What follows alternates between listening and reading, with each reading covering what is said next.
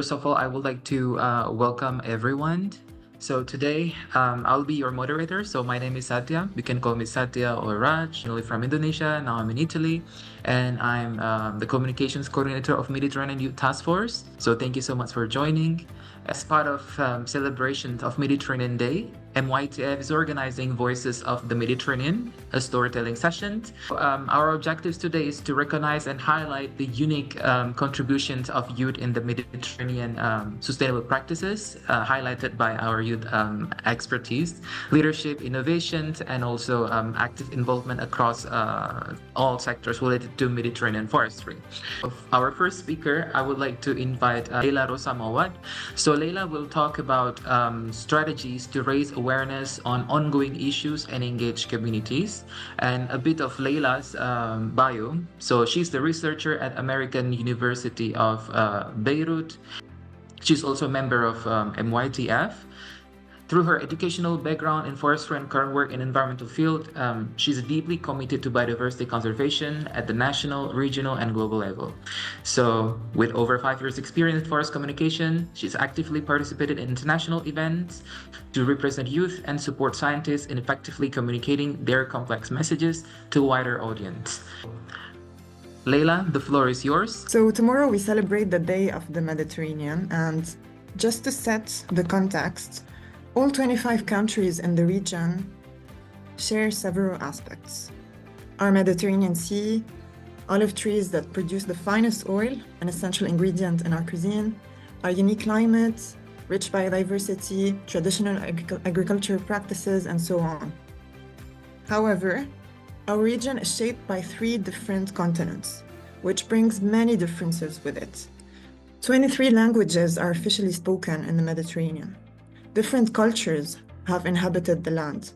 Our heritage, religions, economic development level, political stability, governance system are all different.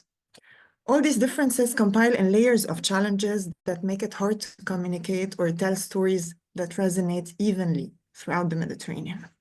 But luckily, there are several entry points for effective communication, out of which I will mention 3. So first, collaboration. We have seen many initiatives work in silos, but this does not break through in today's busy world. Regional cooperation that goes beyond borders is essential to raise awareness and engage communities. Moreover, collaboration among scientists and communicators yields a significant impact. A clear example about that is the FAO regional networks of forest communicators. These networks operate through volunteers coming from many different backgrounds who serve as messengers of information about forests. Second, multidisciplinarity. I am personally a forester, but this does not mean that I should stick to my discipline without exploring intersections with others. And this involves a combination between science, art, history, technology, business, and innovation. A multidisciplinary approach to communication can allow us to develop holistic narratives that resonate with many more audiences. We will hear shortly from my colleague Yaro on how art can be used to communicate about science. And this is especially true because art can resonate with audiences that are way less interested in facts and numbers. And the third entry point, and the most important one, is storytelling, the topic of our session today. You have to know that storytelling is gaining lots of interest and is being framed as the future of communication. Throughout history, the most powerful tool for learning has been stories. As kids, we are told tales that we carry with us our entire lives and pass on to the next generations. Stories are essential in any piece of information that we are trying to communicate, whether it is written, such as articles, blogs, reports, visual, such as comics, drawings, images, or audible, such as interviews, podcasts, and audiobooks. Storytelling allows us to shape narratives around a specific topic. But my tip here is to focus on personal stories that come from the heart, deep within, and evoke emotions in the audience. And it is better to focus on positive narratives to inspire and motivate people to take action and drive change. And before I close, I just want you to reflect on one last point, the role of youth in storytelling.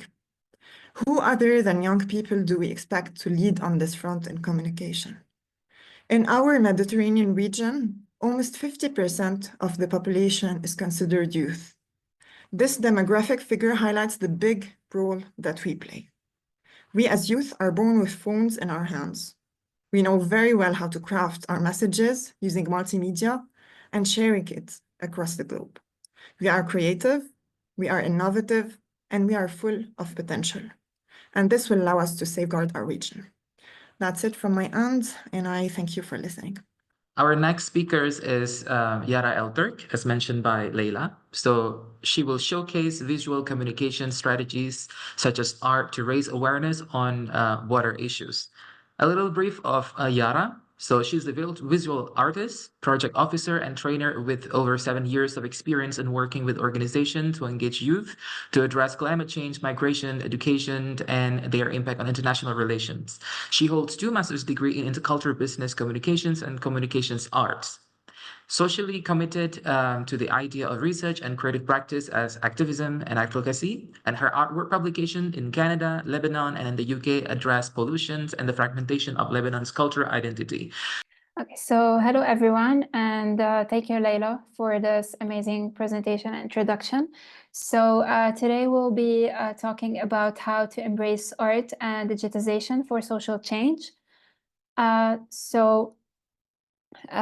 chose this quote: the arts, it has been said, cannot change the world, but they may change human beings who might change the world.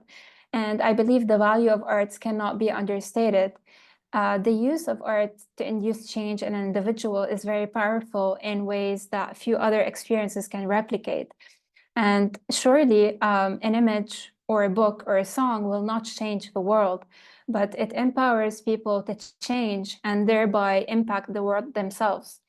And this is what we will be discussing today, briefly talking about the process of how art is used when combined with digitalization to raise awareness about a specific issue, and we'll be giving a particular example, which is one of my publications.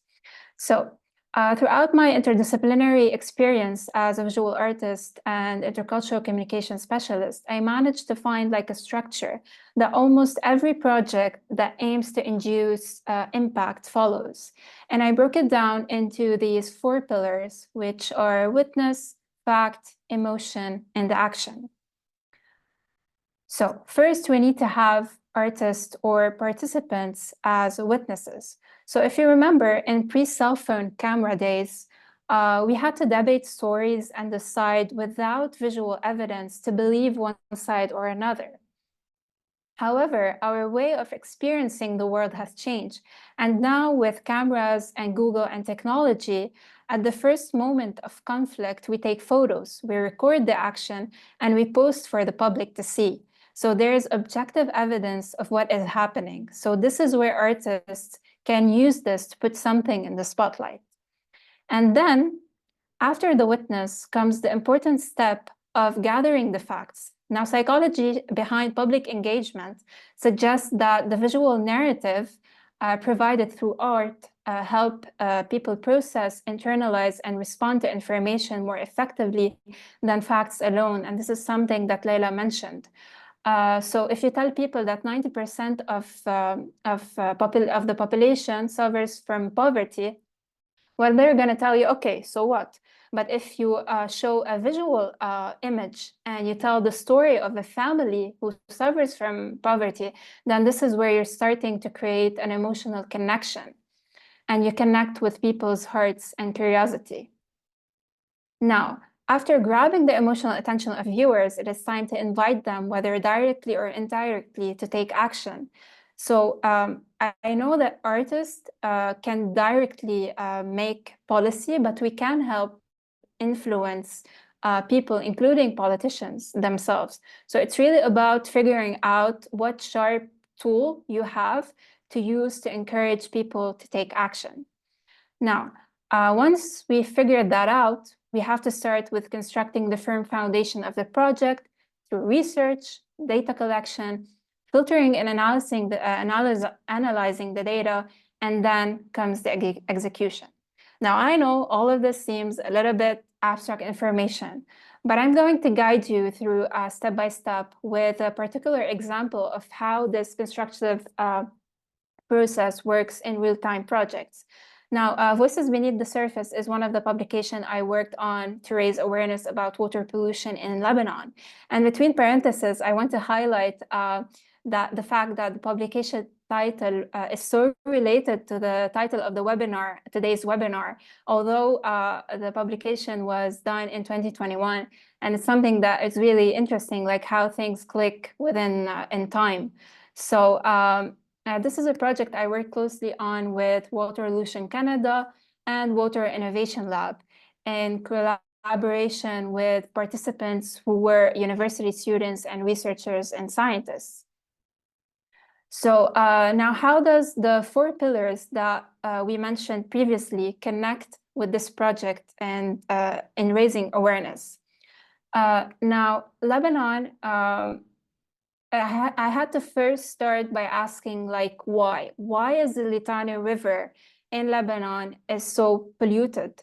And this question led me to brainstorm and research about Lebanon's history in crisis and wars and everything it had to endure. So with a political system that is purely based on sectarian divisions, Lebanon seems submerged with political problems and economic threats. And how was the Litani River before wars and crisis, and how is it now? And considering the project was done during COVID, so access to the river was prohibited. So I had to find an alternative way in doing research. And so I went through Google using images, trying to get what articles are presenting for me in order to get the information that I need. And then after that, I shared my visual research with the participants of Will Lebanon, and I showed them images of the Litani River before pollution and after pollution. And I gave them the freedom to reflect, verbalize, and create audio recordings representing their relationship with the Litani River. And then after that comes the combination of the research that I have done with the data collection to try and make sense of the pollution of the river.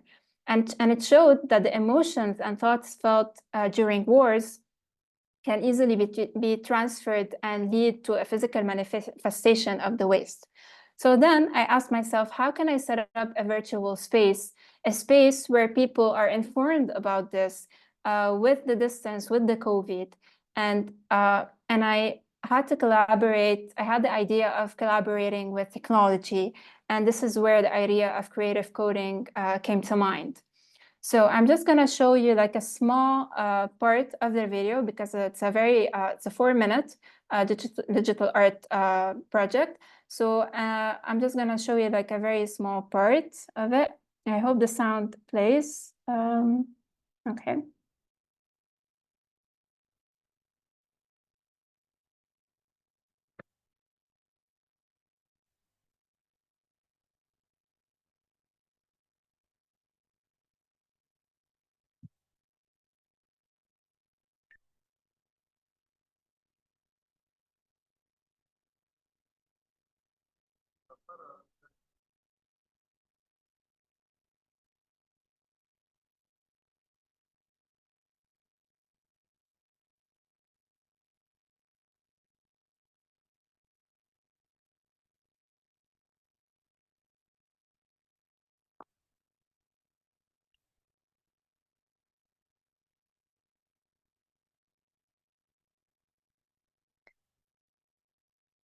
Okay, so I'm just gonna briefly conclude.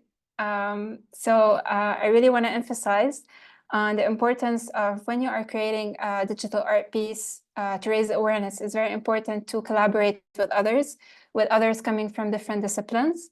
It's very important to create emotional engagement because emotion is strong in making people take action. Also make use of technology to help globally disseminate the message that you are trying to convey. And it's very important also to make the audience participate in the work that you are doing, because it really emphasizes the action that you are trying to implement and the message you are trying to convey. And thank you for listening. Move on to the next speakers. And I would like to invite Helena Conesa. So Helen will talk about youth-driven initiatives in rural communities to bridge the rural-urban gap and preserve local knowledge. A brief of Helen. She's an environmental scientist specializing in the impact of mining and agriculture practices. Currently, she's pursuing a degree in environmental and biological engineering, driven by her passion for bioremediation. And this field not only addresses contaminations, but also enhances ecosystems, particularly soil health and forest vitality. So her work aims to integrate sustainable practices that restore and protect the natural environment, fostering resilience and promoting biodiversity. Thank you for gathering here today just to discuss some of the thoughts of the Mediterranean. In my case, I would talk about the rural action. And in these over 2 past decades, we have witnessed the significant changes in both in rural and urban tendencies. In this case, there has been a rural migration. In rural areas, we have seen a trend of population, mainly of younger generations, that may migrate to urban centers in research of a better employment or maybe searching for modern amenities. And this shift has led to challenges such as reduced local services, aging population, and maybe also difficulties in maintaining agriculture productivity. However, there's also a resurgence of interest in the rural living, and it might be related to desire of a higher quality of life, lower cost of living, or even a closer connection to nature. On the other hand, we have urban areas where we have seen a rapid growth. More than half of the population is living in cities since 2007, and its tendencies to keep growing until 20s, 50s, nearly the 70%. So cities have become hubs of economic activity, innovation, cultural exchange, and I think it's super exciting. But it also has increased its social challenges such as pollution, traffic congestion, housing shortages, or even greater demand of infrastructures. Until now, I did not say anything you don't know already. And for bringing you where I want you to bring, I want to make you a question. I want you to see if you're able to see how many hours have you been spending per day on your smartphone, if you have one. For example, from Monday to Sunday, the social media is affecting the youth, and not only the youth, but also the adults so much. It's undeniable that technology has facilitated the smart city initiatives, improved public services, and also has the potential to bridge the gaps between education, healthcare, maybe economic opportunities in the rural areas, and also connects us with social media. But we must not overlook the fact that the overwhelming amount of stimuli and comparative influences into the society is affecting us. It can affect your natural control of dopamine. It can affect you the prefrontal cortex, and also the gray matter deterioration. So we are on the point of view on this side. And I'm mentioning this because all this overstimulation can lead to homogenized and similar and comfortable lifestyle. So if what we see is that we want to live in the cities and make the things as everyone does, the migration to urban sites might or can affect. This trend also presents a potential dangerous shift, I was saying, and it can idealize and mythologize city life, while can depict the real life as maybe stagnant, lacking ambition, or maybe uncultured. And it's crucial to strike a balance. Sorry, this is the other way. And we all know, and we all aware of the enormous benefits of connecting with nature, improving mental health, improving physical health, also biodiversity conservation, maybe including conservation of the climate change mitigation. But we have also considered the cultural heritage that was Leila saying, and also Yara mentioned. We have the traditional knowledge, and it must be explained. It must be communicated. For example, the mushroom foraging, the herbal medicine, the sustainable farming practices, and it is all passed through generations, fostering a sense of identity and continuity. And maintaining these practices is out of the most important. How can we make it? How can we maintain this? Maybe neuralism. Maybe is it a solution? It can be a solution. It is a movement from people moving from urban to rural areas. It is gaining traction as individuals for seeking a simpler and maybe more sustainable lifestyle. And this trend is driven by factors such as what I mentioned in the first slide. And for example, self-sufficiency, lower living costs, lower living costs, and maybe also closer connections to nature. And this can help to revitalize rural communities, maybe preserve traditional knowledge, and maybe also promote sustainable agricultural practices. For example, these are agroforestry in Brazil, or this silvopastoralism in Catalonia. As well, FAO, for example, has a lot of support with guides, documents, papers, supporting food security. Small farmers are crucial for ensuring it. And these are some of examples and some of the ideas we have or we can do for keeping these rural areas active. In conclusion, cities offer growth, but also pollution. Rural areas provide better quality of life, but also struggle with the population. Young people, I think we should embrace more natural ways of living and avoiding this uniform lifestyle promoted by social media. And maybe neuralism is a solution that supports a simpler and sustainable ways of living. So balancing both urban and rural lives, it's necessary for a better society. Many thanks. These are the references if you have some questions. Next, let's talk about something that also interesting. So I would like to welcome Dante Bertocci. So Dante will talk about overview of the health benefits gained from including mushrooms into the diet. So a brief overview of Dante. So he's the events coordinator of Mediterranean Youth Task Force and a member of IFSA. So he's passionate about forests, bioeconomy, and mycology. He holds a degree in landscape architecture and a joint master in forestry, Mediterranean forestry, to be more specific. And he advocates for environmental sustainability and community empowerment through education and research. So Dante, over to you. Hi, everyone. Thank you, Satya. Thank you, Leila, Yara, and Helen, for your wonderful presentations. I'm excited to be here and actually try to tie in what you've talked about with one of my greatest passions. So I'm here to talk about fungi in the Mediterranean as both a resource and a solution to some of our region's most dire issues. And it goes without saying that their importance goes beyond political boundaries. I come from a long line of mushroom foragers, so I've had the pleasure of going on foraging hikes my entire life wherever I've traveled, a little all over the world. And I also studied fungi at the University of Valladolid in Spain, where I evolved my passion into academic research and now my career. So I'm hoping to inspire some of you to start foraging thanks to my presentation. So why are we talking about these incredibly vast group of organisms? I'll get into the history a little more in a second, but I just want to mention that recent studies have found that fungi have been around for way longer than even than plants, way longer than when plants appeared. So they're masters of survival and collaboration. So there was an intermediary species known as charophytes, which possess a unique set of signaling genes, which basically enabled the fungi to detect and work with cooperative fungi.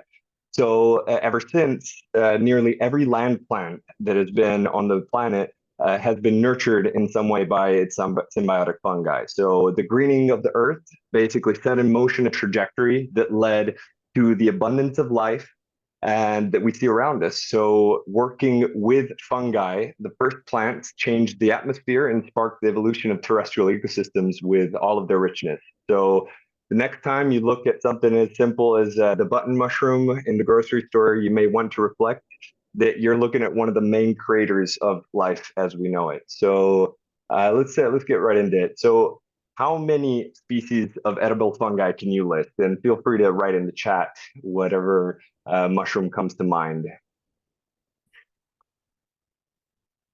Because I can imagine that we all know the common button mushroom, Agaricus bisporus. Some of us might know the oyster mushroom, Pleurotus striatus. And for some of the more passionate fungophiles out there, you might even know the porcini, Boletus edulis. You may not know this, but the yeast is a fungi as well. So daily products like bread and alcoholic beverages are made with fungi, with yeast. So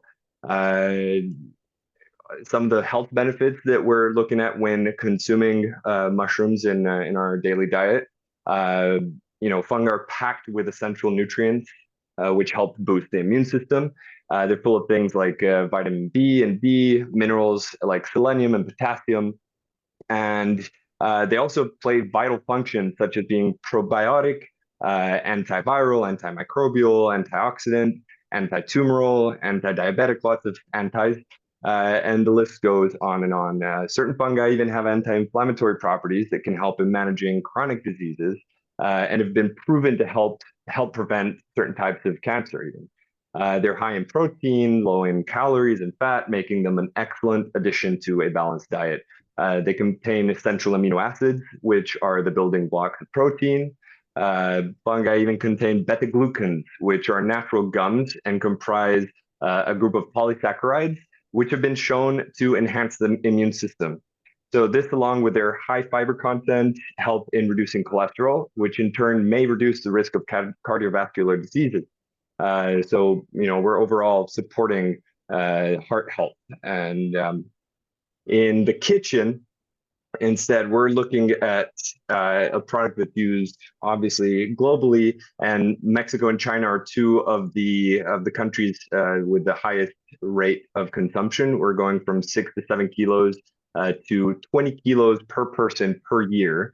While in Europe, we're only looking at 3 to 4 kilos, which is mainly helped by the eastern and northeastern parts of Europe, which consume way more mushrooms than the rest of Europe and the Mediterranean. And in China, we can see that we're looking at half of the species that have been cataloged and classified are consumed. So there's a lot of room to grow in the Mediterranean as far as diet, as far as including them in our diets. And globally, 40% of people living in extreme poverty live in or near forests. And there's ancient knowledge, as has already been mentioned. Helen mentioned that ancient knowledge of fungi also is found in every corner of the world. So let's take advantage of it and to find solutions. So fungi have been proven to completely turn around the financial situation of families living in rural conditions in developing countries, so contributing to food security and alleviating poverty and malnutrition. Their ease of cultivation in a myriad of biomes and houses, their ability to grow on dozens of types of substrates such as agricultural waste, sawdust, manure. Their low cost of initial investment, quick growth rate, and high yield potential make them one of the quickest and easiest ways for financial turnover, youth, and gender empowerment in the world. So data shows how fungi consumption has tripled in most parts of the world since the year 2000 and is continuously rising. The global value of fungi has followed this trend by going from 50 million to over 50 million. And this shows the incredible investment potential that these significant beings have. They're extremely important in agricultural applications. Studies and empirical evidence have shown time and time again how the agricultural application of fungi, such as mycorrhizal association, can enormously benefit production by increasing water and nutrient uptake, as well as fight off pathogenic agents, basically functioning as an overall plant immune system booster. And there's a plethora of byproducts and alternative uses that can have mushrooms as their main source. So from textiles and fabrics to cosmetics, to insulation, to ocean cleanup, even fungi have shown us their extremely versatile nature in a myriad of ways. So it's time that we really start learning how we can improve our daily lives so that we can improve the lives of future generations. And they're actually extremely important as far as fulfilling 11 out of the 17 SDGs through several applications in conservation strategies, such as truffle plantations, reforestation while using mycorrhizal associations, and we can improve on several facets of society through educational campaigns promoting women and youth empowerment and the inclusion of ethnic groups in the sustainable use of fungi. So it's my call to you that we take some effort in recognizing the different species, but not to fear that the easiest ones to cultivate are also the ones that are the easiest to recognize, and knowledge sharing, capacity building are at the heart of this endeavor. So with the help of experts, I encourage you all to explore the diverse world of fungi and incorporate them into your Mediterranean diet. Or wherever you might be in the world for a healthier and more flavorful experience. So thank you for your attention, and I'm happy to answer any questions you may have. Okay, while waiting for questions, I think I have one question for our first speaker, Leila.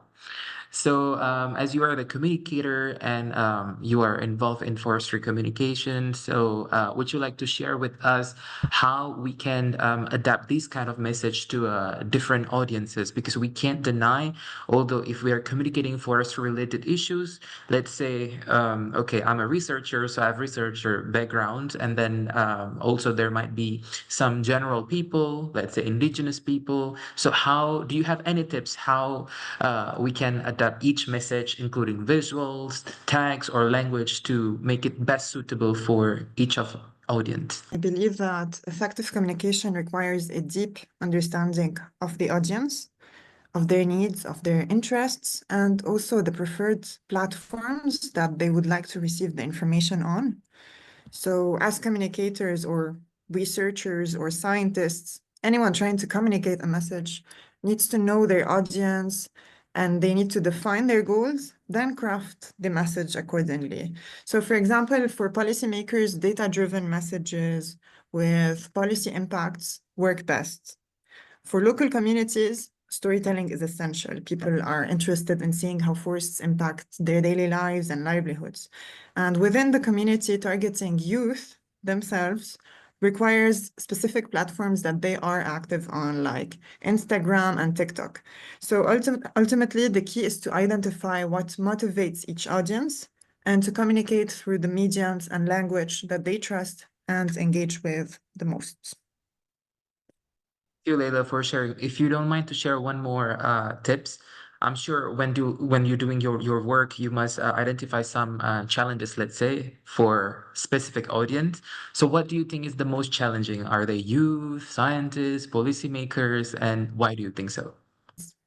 Each one of them has its own challenges, but for science and policy to break through, that's the biggest challenge. So with policymakers, it has been a long journey for them to recognize the importance of evidence-based decisions.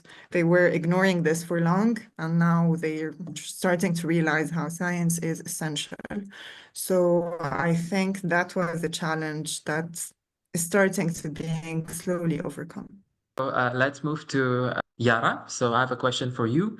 So since your work deals with complex issues like national identity, pollution, highlighting challenges in Lebanon as well, and do you think that digital art can truly bring about change to such systemic issue, or have you identified maybe other alternatives that you still can't implement, let's say, due to some challenges that you are facing? Would you like to share with us?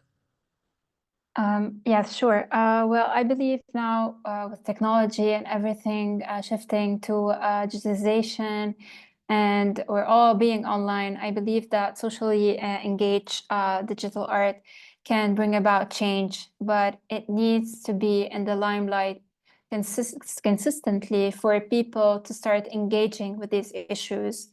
If it's loud enough and people engage and listen, then this is the route to change. Art is definitely a catalyst. And as we said in our presentations today, emotion is a key factor when it comes to inducing change, whether using art, whether using any other alternative.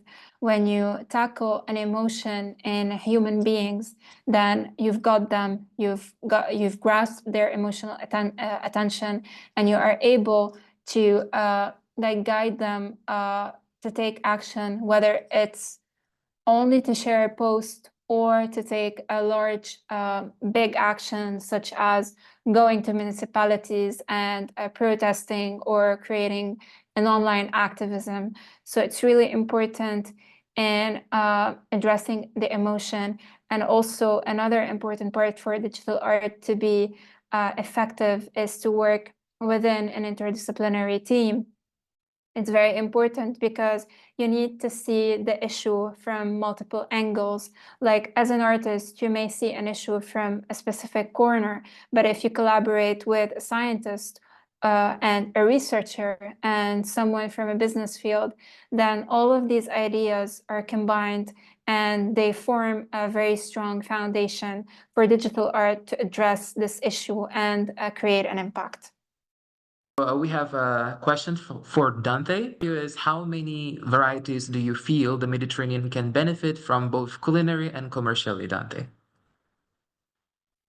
Well, the question I guess I can answer with the empirical evidence of the countries in the rest of the world who benefit from, for example, the vast majority of the global market in fungi comes from China and is circulates in and within China. So seeing as they have over 1,000 species, I would say the more the merrier for the species that we can harness and cultivate here in the Mediterranean. So absolutely, let's start growing, guys. I have another question for Helen.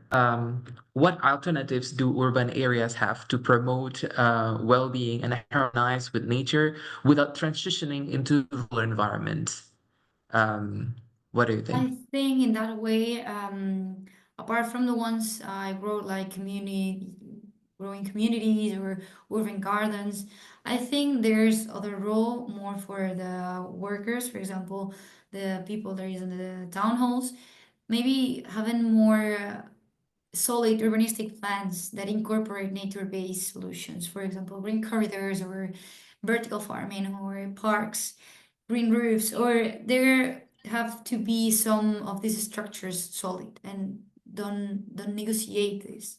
For example, also as Yara mentioned, also citizen participation is super important. So if people is involved, planning, maintaining this forest is also gaining importance. And maybe also some guided tours or some excursions to the forest or to the slums that are around, or even farther, so people can also know, people from the urban areas know how urban, how rural areas are and how the neighbors are living different from them. So also accepting diversity, not in terms of bio, but in terms of people. I would like to invite each of you, Leila, Dante, Yara, and Helen, to give us a message. So let's call it the message to the future us. So as now we're doing our role, our job in this field, communications, art, rural, or mushrooms, then we sure in the next few years other young people, they will replace us or they will take this role. But sometimes people are afraid to jump because they will consider, okay, this field is not as interesting as other fields, because as we know, forestry, rural, so it's not, let's say, the top of the priority for young people, let's say, because some of them they prefer other fields. So what message would you give to the future us to encourage them, like, hey, there's something here and we still need you? First, I would say if someone is interested in this field, then that's something to build on. If they're not, I wouldn't even bother, to be honest. But my message would be forestry is scientific in its core, but there's lots of room for innovation. There's lots of room for art, for history, for heritage, and it's all about emotions and forestry at the end of the day. So I would say let's stick to scientific objectivity, but also let's not forget about the emotional connection that we have with our forests. And that's a connection that we inherited from our ancestors and that we are bound to pass on to the next generations. So the message I would tell future people is to just focus on collaboration, whatever project that you are working on and that you want to have an impact.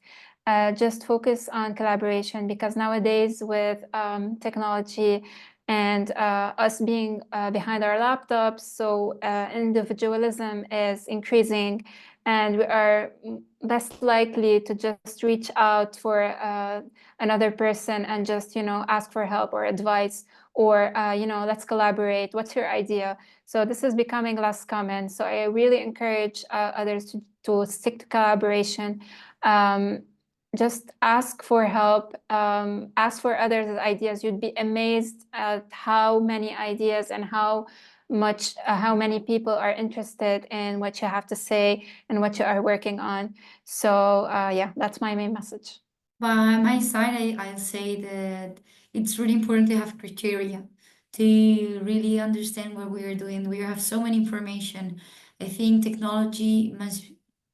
must use technology as a tool and not make technology use us. So we have to take advantage of the resources it's giving us. For example, sharing art, collaborating, communicating with each other far away, but always living close to what we makes feel us. For example, forests, for example, friends, for example, connecting with our neighbors.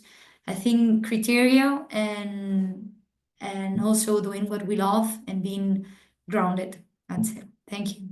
I'd love to agree with your comments, with everyone's comments, and compliment with saying to knock down the wall that separates humans and nature and forest. I think we should start considering ourselves as one, as a whole, as a single organism, a very, very complex organism, but in a way that we should feel curious about what makes our world so incredible, so vast. So absolutely collaborate together to make our living organism something truly fantastic. Really try to maximize our potential.